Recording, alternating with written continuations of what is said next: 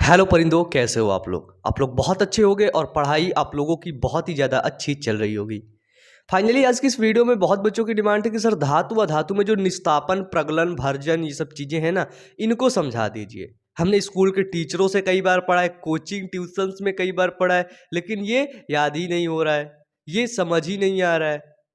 तो भैया मैं वायु अमन अब आ गया है आप लोगों को समझाने धातु और अधातु। देखो मैं तो फाइन मतलब क्लियर बता देता हूँ। मैं एक सब्जेक्ट बहुत अच्छे से पढ़ाता हूँ, वो है बायोलॉजी। लेकिन क्लास 10th वालों की साइंस, फिजिक्स, केमिस्ट्री, बायोलॉजी तीनों मैं पढ़ा देता हूँ। ठीक है, हिंदी भी इंग्लिश भी, मतलब 10th पढ़ लिख के आए हैं ना यार, है ना। तो देखो, तो फाइनली इस वीडियो में हम लोग धातु अधातु के बारे में पढ़ने वाले बहुत इंपॉर्टेंट क्वेश्चन है ये। ठीक है, आपने सही वीडियो को क्लिक किया है और इस वीडियो को पूरा देखना, क्योंकि बोर्ड एग्जाम के पॉइंट ऑफ व्यू से प्रगलन, भर्जन, निस्तापन बहुत ही ज्यादा इंपॉर्टेंट क्वेश्चंस बनते हैं। ठीक है, आपकी जानकारी के लिए बता दूं, सोचो कल मैं ना अप्रोक्सीमेट 2 ढाई बजे तक मैं जग रहा था। जगना क्या, काम ही करना। आप लोगों को इतनी ढेर सारी वीडियोस की डिमांड है, मतलब अपना बोर्ड देखता हूँ ना तो उधर लिखे रहते टॉपिक के नाम, इतने टॉपिक इतने टॉपिक, है ना। अपने साथ और ढेर सारे लड़कों को परेशान करके रखता हूँ। अब देखो कल 2 ढाई बजे तक मैं जगा, अभी सुबह मॉर्निंग में 6 साढ़े 6 बजे उठ गया, फिर से वीडियो देखने लगा। मतलब आंखें सोचो दर्द कर रही, रेडिश वगैरह होंगी ना, हल्का रेड कलर की। तो फाइनली एक्चुअली पता है क्या है, इस महीने के लास्ट के 2 दिन पहले से मेरे भी एग्जाम है। ऐसी समय में मतलब दिक्कत हो गई, अब क्या कर सकते हैं। आप लोगों की भी तैयारी करवाना पड़ेगा और मुझे अपने भी एग्ज़ाम की प्रिपरेशन करना पड़ेगा, है ना। 24 से है, 28 से मेरा है। तो चलिए ठीक है, फाइनली हम लोग करते हैं जहाँ तक है। देखिए सभी वीडियोस चैनल पर अपलोड होते जा रहे हैं, वहाँ पर जा कर के आप चेक कर लीजिए। ठीक है, सभी वीडियोस को आप लोग देखिए और जो एड्स वगैरह आते हैं उनको पूरा देख लिया करिए। ठीक है, चलिए आज का वीडियो हम लोग यहीं पे शुरू करते हैं। तो वीडियो को लाइक करके चैनल को जल्दी से सब्सक्राइब कर लेना। इस वीडियो का लाइक टारगेट मैं 200 लाइक्स मांगता हूँ। ठीक है, बस मेरे को 200 लाइक्स चाहिए, जल्दी से 200 लाइक कंप्लीट करवा दो जल्दी से। ठीक है, तो जल्दी से लाइक ठोको, हम लोग पढ़ते हैं। नमस्कार परिंदों, कैसे हैं आप लोग? बहुत अच्छे होंगे और पढ़ाई बहुत ही ज़्यादा अच्छी चल रही होगी। ठीक है, आप लोग देख रहे हैं बायो अमन पॉइंट। ठीक है, और बायो अमन पॉइंट का सिर्फ और सिर्फ एक उद्देश्य है, एक पर्पज है। ठीक है, और वो उद्देश्य क्या है कि शिक्षा को आसान बनाना। ठीक है, जो मैं आपको पढ़ाता हूँ उसको बिल्कुल आसानी से। ठीक है, ये हमारा उद्देश्य है और हम उस पर कायम रहना चाहते हैं आप लोगों के सपोर्ट की वजह से। ठीक है, आप लोग हमें ज़्यादा से ज़्यादा सपोर्ट करिए।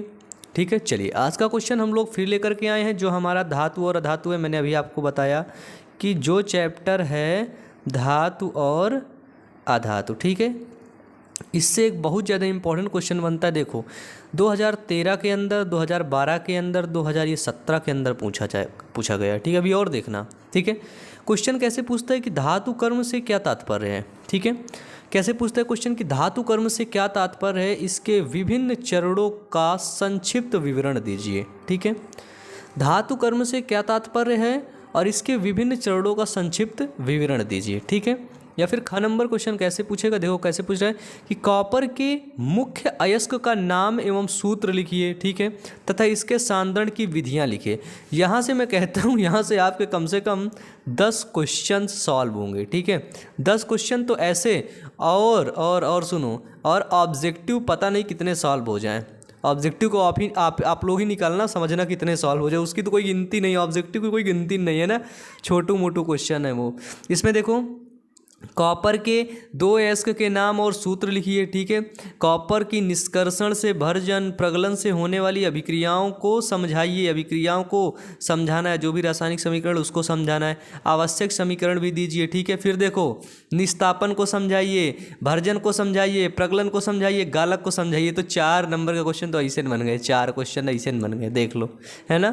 पता है इस टॉपिक में बहुत ढेर सारे क्वेश्चंस के बारे में अपन लोग डिस्कस करने वाले हैं ना। ये देखो 2016 2017 के अंदर ये सारे क्वेश्चन पूछे थे। ये क्वेश्चन क्या है कि निस्तापन क्रिया को एक उदाहरण देकर परिभाषित कीजिए। मतलब ये जो मैं उत्तर बताने वाला हूँ, ये एक ऐसा क्वेश्चन है जो कई तरीके से, कई डायरेक्शन से पूछा जाता है ना, बड़ा घुमा फिरा के आप लोग से पूछ लिया जाता है।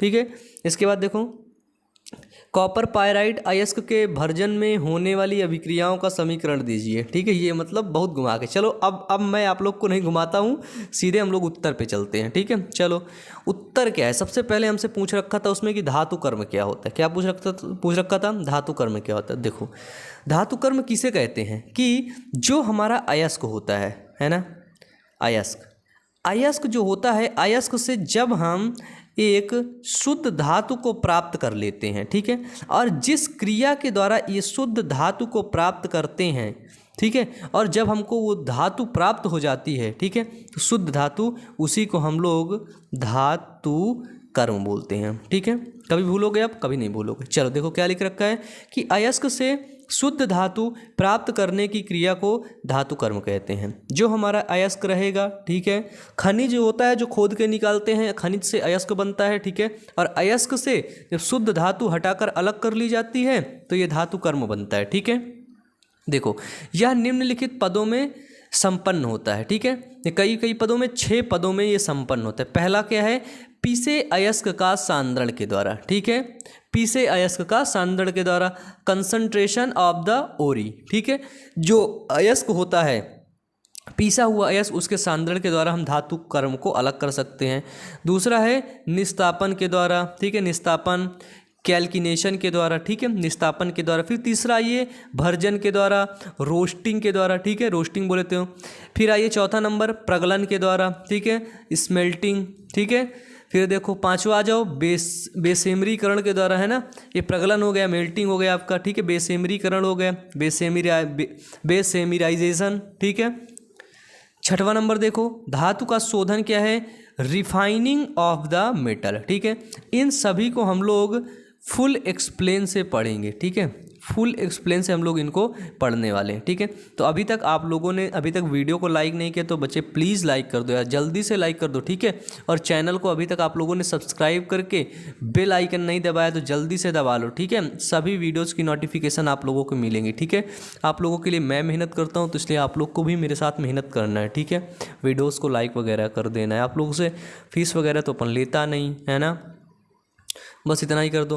तो सबसे पहली हम लोग अपनी परिभाषा देखते हैं। पहला क्या था कि पीसे अयस्क का सांद्रण। ठीक है, तो देखो क्या होता है कि खान से प्राप्त अयस्क, खान मतलब जो खदान होती, खदान बोलते हैं ना, खदान, जहाँ पर खूब ढेर सारा अयस्क होता है। ठीक है, खान से प्राप्त अयस्क में प्रायः कंकड़, पत्थर, मिट्टी आदि मिली होती। जो खदान से जो हमको अयस्क निकालोगे, है ना, उसको ट्रैक्टर में लाद के लाओगे तो उसमें तुमको पता है शुद्ध अयस्क तो होगा नहीं। वो कैसा अयस्क होगा, वो होगा अशुद्ध। और अशुद्ध के रूप में उसके अंदर क्या होगी, उसके अंदर होगी कंकड़, है ना, मिट्टी और कण वगैरह, धूल के कण वगैरह, है ना, साथ में पत्थर भी होंगे। ठीक है, ये सारी चीज़ें होंगी। ठीक है, आदि मिलती रहती हैं।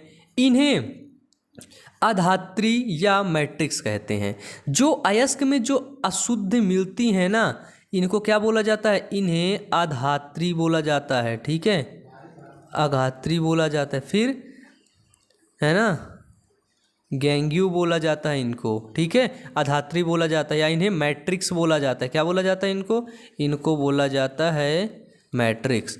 ठीक है, फिर देखो अयस्क से इन पदार्थों को पृथक करने को शुद्ध अयस्क प्राप्त करने की क्रिया को सांद्रण कहते हैं। जो अयस्क में ये अशुद्धियाँ थी, समझना, ये अयस्क है, अयस्क में ये सभी अशुद्धियाँ थीं। अब हम इन अशुद्धियों को हम लोग क्या करेंगे, इन अशुद्धियों को हम लोग शुद्ध करेंगे, और शुद्ध करने की इसी क्रिया को क्या है कि शुद्ध करने की इसी क्रिया को ही हम क्या कहते हैं, सांद्रण। ठीक है, अयस्कों का सांद्रण कहते हैं। ठीक है, इसी क्रिया को सांद्रण कहते हैं। ठीक है, क्या करते हैं कि पीसे हुए अयस्क का सांद्रण करना। ठीक है, पहला पॉइंट आपका खत्म। ऐसे खाली ये 2 नंबर में आपसे पूछ सकता है ऐसे ही। ठीक है, क्लियर है। यहाँ से देखो आप लोगों ने क्या क्या चीज़ें कंप्लीट की हैं, बताइए। तो जल्दी से इसके लिए जल्दी से वीडियो को लाइक करो, जल्दी से एक टॉपिक समझ में आ गया, जल्दी से वीडियो को लाइक करो, हम लोग आगे बढ़ते हैं। सेकंड नंबर है निस्तापन। ठीक है, कैल्सिनेशन, निस्तापन। अब देखो भैया, निस्तापन में हमको वायु की ज़रूरत पड़ेगी, हमको एयर की ज़रूरत पड़ेगी। क्या बोलता है, वो सारी एयर की ज़रूरत नहीं पड़ेगी। ठीक है, देखो निस्तापन की क्रिया क्या है कि वायु की अनुपस्थिति में, क्या है कि वायु की अनुपस्थिति में सांद्रित अयस्क को उसके गलनांक के नीचे, जो हमको सांद्रित अयस्क अभी मिला है, ठीक है, सांद्रित अयस्क को उसका जो गलनांक है ना उसके नीचे उच्च ताप पर, ताकि वो गलने ना पाए और उसको उच्च ताप भी दे दिया जाए। ठीक है, उसके गलनांक के नीचे उच्च ताप पर गर्म करके उसमें उपस्थित नमी, कार्बन डाइऑक्साइड और सल्फर डाइऑक्साइड, CO2 और SO2 तथा अन्य वाष्पशील कार्बनिक अपद्रव्य को निष्कासित करने की क्रिया को निस्तापन कहते हैं। देखो निस्तापन मतलब निष्कासित करने की क्रिया। ठीक है, निष्कासित करने की क्रिया किससे निष्कासित करेंगे? जो हमको सांद्रित अयस्क मिला है। ठीक है, सांद्रित अयस्क से हम जल वाष्प को, ठीक है, जल को और वाष्प को और साथ ही कार्बन डाइऑक्साइड को, SO2 को क्या करेंगे? निष्कासित करेंगे। ठीक है, क्या करेंगे? इसको निष्कासित करेंगे और यही निष्कासित करने की क्रिया को ही निस्तापन बोलते हैं। देखो बिल्कुल ये डायग्राम देखो ऊपर वाला जो ऐसे समझाया, बस नीचे डिफिनीशन ना पढ़ो, इसको समझो। ठीक है, 1 सेकेंड हाँ अब देखो क्लियर है, ये ऊपर समझो सांद्रित अयस्क है, उससे जलवाष्प कार्बन डाइऑक्साइड को निष्कासित करने की क्रिया को निस्तापन बोलते हैं। ठीक है, फिर देखो इस क्रिया में अयस्क से गैसीय पदार्थ अथवा वाष्पशील पदार्थ अलग हो जाते हैं। ठीक है, इस क्रिया में क्या होते हैं? देखिए जो ये हमारे गैसीय पदार्थ हैं, ठीक है, और ये क्या हैं? ये हमारे वाष्पशील पदार्थ हैं, ये क्या हो गए? ये हमारे अलग हो गए। ठीक है, अलग हो जाते हैं तथा वह सरंध्र हो जाता है। ठीक है, जो हमारा जो यहाँ पे मटेरियल मिल रहा है वो सरंध्र हो जाता है। ठीक है, उदाहरण दे रखा है भूरे हेमेटाइट, है ना, 2Fe O3 3H2O। भूरे हेमेटाइट का फॉर्मूला यही होता है, से Fe2O3 प्राप्त करना है हमसे। ठीक है, यानी कि ये है हमारा भूरा हेमेटाइट। ठीक है, भूरा हेमेटाइट से हमको बता दिया गया है क्या प्राप्त करना है, हमको Fe2O3 प्राप्त करना है। ठीक है, तो देखो इसके अंदर क्या है? जलवाष्प है, और क्या है? जलवाष्प ही है, मेनली हाइड्रोजन है ना। तो जब हमने इसको ऊष्मा दिया, ठीक है, ऊष्मा देने से हमको ये प्राप्त हो गया और जलवाष्प क्या हो गया? जलवाष्प अलग हो गया, है ना। बताओ निस्तापन समझ गए? इसमें देख लो सिंपल से कह रहा है ना कि यहाँ पे जलवाष्प अलग होगा या फिर गैसीय कण अलग हो जाएंगे। ठीक है, उसे हम लोग क्या बोलते हैं? उसे हम लोग बोलते हैं निस्तापन की क्रिया। क्लियर है निस्तापन? चलो आगे बढ़ें। अगला पॉइंट देखिए, अगला पॉइंट आएगा अपना रोस्टिंग, भर्जन, है ना। रोस्टिंग क्या होता है? देखो भर्जन क्या होता है कि अकेले या अन्य पदार्थों के साथ सांद्रित अयस्क को मिलाकर, ठीक है, कोई पदार्थ अकेला है या फिर अन्य पदार्थ हैं, ठीक है, अन्य पदार्थों के साथ सांद्रित अयस्क को मिला करके गलनांक के नीचे वायु की नियंत्रित मात्रा में गर्म करने की क्रिया को भर्जन कहते हैं। ठीक है, क्या करना है? गलनांक के नीचे, मतलब उसको गलाना नहीं है, ठीक है, कि गला दो भैया वो पानी तरह बह चले, नहीं, गलाना नहीं, उसके गलनांक के नीचे, और वायु की जो मात्रा होनी चाहिए वो नियंत्रित होनी चाहिए। ठीक है, वायु की नियंत्रित मात्रा में गर्म करने की क्रिया को क्या बोलते हैं? गर्म करने की क्रिया को भर्जन कहते हैं। ठीक है, फिर देखो अयस्क में उपस्थित सल्फर, अयस्क में सल्फर होता है, आर्सेनिक की अशुद्धियाँ होती हैं। ठीक है, तो पढ़ो यहाँ पे, अयस्क में उपस्थित सल्फर और आर्सेनिक की जो अशुद्धियाँ हैं वो वाष्पशील ऑक्साइड में परिवर्तित होकर वायु के साथ बाहर निकल जाती हैं। ठीक है, समझ गए कि जो अयस्क है, ठीक है, जो हमें अयस्क प्राप्त हो रहा है उसमें उपस्थित, अयस्क के अंदर उपस्थित हैं, ठीक है, जो हमको अयस्क मिल रहा है उसके अंदर उपस्थित हैं, क्या उपस्थित हैं? आर्सेनिक। ठीक है, ये क्वेश्चन पूछा जाता है, बहुत इंपॉर्टेंट क्वेश्चन है। ठीक है, आर्सेनिक, आर्सेनिक और सल्फर, ये क्या है? आर्सेनिक और सल्फर, इनकी अशुद्धियाँ उपस्थित हैं। ठीक है, क्या उपस्थित है? इनकी अशुद्धियाँ। इनकी अशुद्धियाँ क्या होती हैं कि वाष्पशील ऑक्साइड में परिवर्तित होकर वायु के साथ ये बाहर निकल जाती हैं। ठीक है, उदाहरण भर्जन का क्या देकर के रखा है? कॉपर पायराइट CuFe H2, ठीक है, से सांद्रित अयस्क का भर्जन करने पर क्या होता है, ठीक है। तो देखो जैसे SO2 का भर्जन करोगे आप तो क्या बनेगा, SO2, sulphur plus oxygen, sulphur है उसका भर्जन आप करोगे तो ऑक्सीजन उसमें ऐड करोगे, ऑक्सीजन उसमें जोड़ोगे, ठीक है, तो SO2 बना लेगा, ठीक है। ये 4AS है, देख लो, है ना, सारी रिएक्शन अब आप लोग पढ़ लो, ठीक है, थोड़ा सा वक्त है, आप लोग स्क्रीनशॉट ले लो या तो पढ़ लो, ठीक है। वर्जन क्लियर हो गया, मैंने आपको कॉन्सेप्ट समझा दिया, अब जो भी एग्जाम्पल है उसको आप लोग देखो, ठीक है, थोड़ा सा आप लोग भी काम करो, नहीं तो सब हमसे काम करवा लो। फिर आता है मेल्टिंग, प्रगलन क्या होता है, प्रगलन क्या होता है, देखो भर्जन और निस्तापन के बीच के बाद, ठीक है, पहले तो जो भर्जन हुआ उसमें से अशुद्धियां हमने छांट कर अलग कर ली, फिर निस्तापन हुआ उसमें से हमने भी अशुद्धियां छांट के अलग कर ली, ठीक है। तो भर्जन व निस्तापन के बाद बची अशुद्धियों को अयस्क से दूर करने की क्रिया को प्रगलन कहते हैं, है ना, समझ लो कि भैया भर्जन और निस्तापन के बाद बची हुई अशुद्धियों को दूर करने के लिए प्रगलन चाचा कहलाते हैं, ठीक है। जैसे बायोलॉजी, क्लास 12th की बायोलॉजी, क्लास 10th की साइंस, जब कोई ना पढ़ा पाए तो बायो अमन आपको पढ़ाएगा, तो बायो अमन क्या हुआ, प्रगलन हुआ। कैसे, क्योंकि भर्जन और निस्तापन के बाद जो अशुद्धियाँ बच रही हैं पूरे यूट्यूब पर जो आपको कोई नहीं पढ़ा पा रहा है वो आपको बायो अमन पढ़ा रहा है, ठीक है। फिर देखो इसमें कोई गालक या फिर फ्लक्स, ठीक है, इसमें कोई गालक जैसे SiO2 तथा कोक मिलकर ऊंचे ताप पर गर्म किया जाता है, ठीक है। इसमें क्या होता है, इसमें कोई गालक तथा कोक को मिलाकर ऊंचे ताप पर गर्म किया जाता है, और देखो अगलनीय अशुद्धियां धातु मल के रूप में निकलती हैं, ठीक है। जो अगलनीय अशुद्धियां होती हैं वो कैसी होती हैं, वो कैसे निकलती हैं, वो धातु मल के रूप में, ठीक है, धातु मल के रूप में बाहर निकल जाती हैं, और पिघली धातु ऊपर तैरती रहती है। जो धातु पिघल जाते हैं ऊपर तैरती रहती है, आसानी से उसे निकाल लो, है ना, जैसे चाय में तुलसी की पत्ती तैरती है ना, जैसे पानी के ऊपर तुम तैरते हो, पानी के ऊपर तैर रहे थे, मैं बड़ा वाला वेट छन्ना लेके गया, तुम लोग को छान के निकालना है सबको। उदाहरण देखो, कॉपर पायराइड से कॉपर के निष्कर्षण में, ठीक है, कॉपर पायराइड के कॉपर से निष्कर्षण में भर्जित अयस्क में बालू SiO2 तथा कोक मिलाकर मिश्रण को वात्या भट्टी में प्रगलित करने में निम्न प्रक्रिया होती हैं, ठीक है। ये प्रक्रिया क्या है, Cu2O प्लस FeS, ठीक है, जब इसकी क्रिया होती है Cu2S के साथ जुड़ जाता है और FeO अलग हो जाता है, ठीक है। फिर देखो 2FeS और 3O2, ठीक है, तो ये क्या बनेगा, 2FeO बनेगा और 2SO3 बनेगा, ठीक है, सॉरी SO2 बनेगा, क्लियर है। चलिए मैं 3 बोल गया, है ना। चलिए अब अपना पॉइंट आता है बेसेमरीकरण क्या होता है ना, बिल्कुल सिंपल पॉइंट बच रखा है। बेसेमरीकरण क्या होता है, तो बेसेमरीकरण वह पदार्थ है जो अयस्क में उपस्थित अगलनीय अशुद्धियों को उच्च ताप पर क्रिया करके गालक या गलनीय यौगिक बदल देता है। ये 2 प्रकार का होता है, ठीक है। देखो बेसेमरीकरण क्या होता है कि भैया कुछ जो अयस्कवा होता है ना, अयस्क में जब ये निस्तापन, भर्जन, प्रगलन हो गया उसके बाद भी कुछ ऐसी अशुद्धियाँ होती हैं जो उनके बाद भी वो नहीं गलती हैं, ठीक है।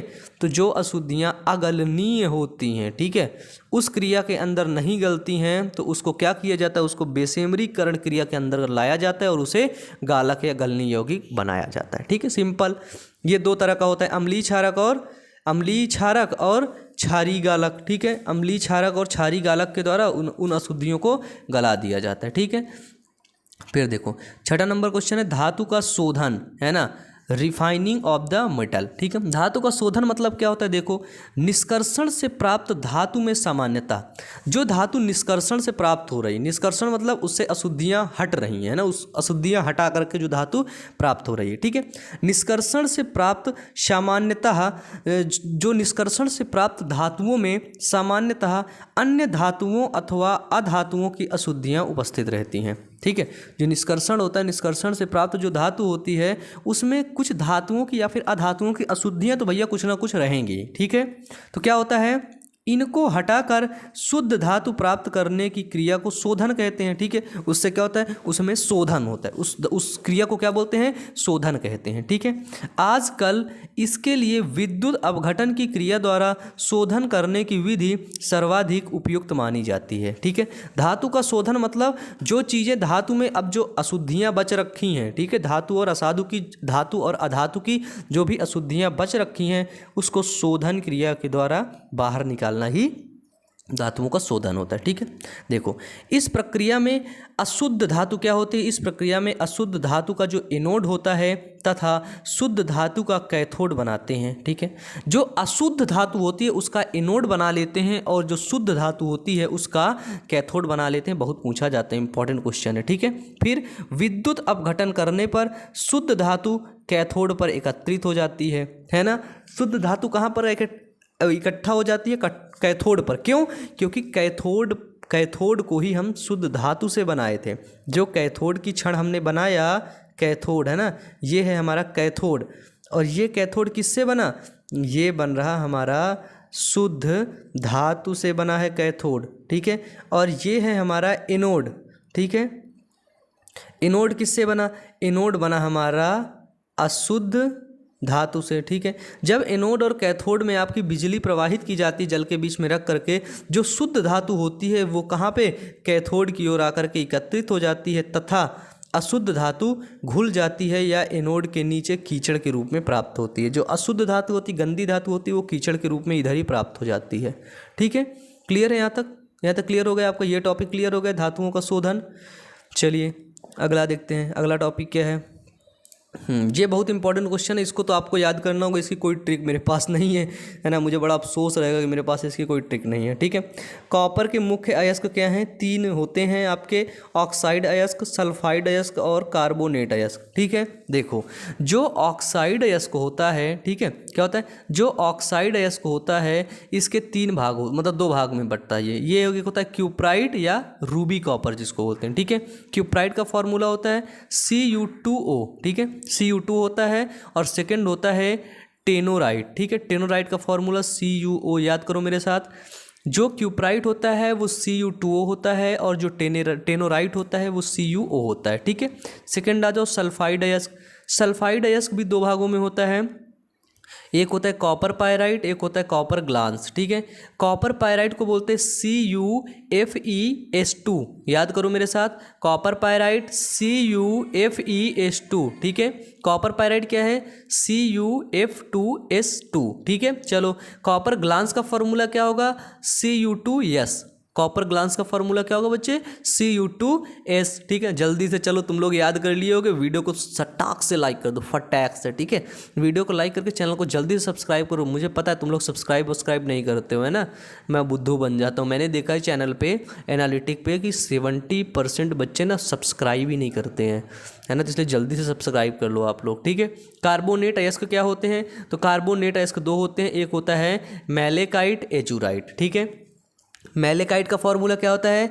CuCO3 CuOH का होल ट्वाइज, और एजुराइट का फॉर्मूला 2 CuCO3 और CuOH का होल ट्वाइज। ठीक है, जब मैं 10th में था ना, 10th में था तो ये सब मुझे याद थे, और अब 10th में की बात नहीं, ये अभी भी मुझे याद है। ठीक है, क्यों?